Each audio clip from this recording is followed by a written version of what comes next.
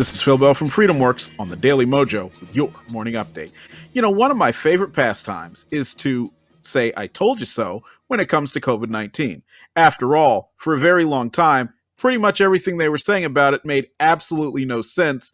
And I was one of the people who was out there beating the drum that there was no reason at all to give up our freedom just because a few people decided that they were scared and wanted to run around crazy and take away our rights. Now, it's come out that Francis Collins, who was Anthony Fauci's boss at the National Institutes of Health, is now saying that the lab leak theory is in fact not a conspiracy theory and may very well be true.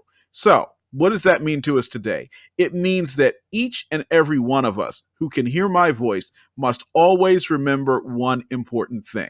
Nothing at all is ever worth giving up your constitutional rights. Not one thing. It doesn't matter if they tell you that you could die. It doesn't matter if they tell you that pigs could fly. It is never worth giving up your constitutional rights. Do you know why? Because it is very rare that any time a human being gives up his freedom that he can ever get even a measure of it back. It's nice to see that Francis Collins is finally coming out and telling the truth, but that doesn't mean anything to the millions of people who had their lives negatively impacted by the overreaction of the government that happened largely because many of us were willing to simply say, okay, government, you take it from here and we'll abdicate our rights, our freedoms, and our responsibilities as citizens in a representative republic.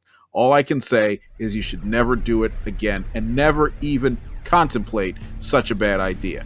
What you can do is go over to freedomworks.org and sign up to become a member of our freedom teams, where you will find like-minded people who will not give up their freedom for security, because remember, when you do, you will get neither.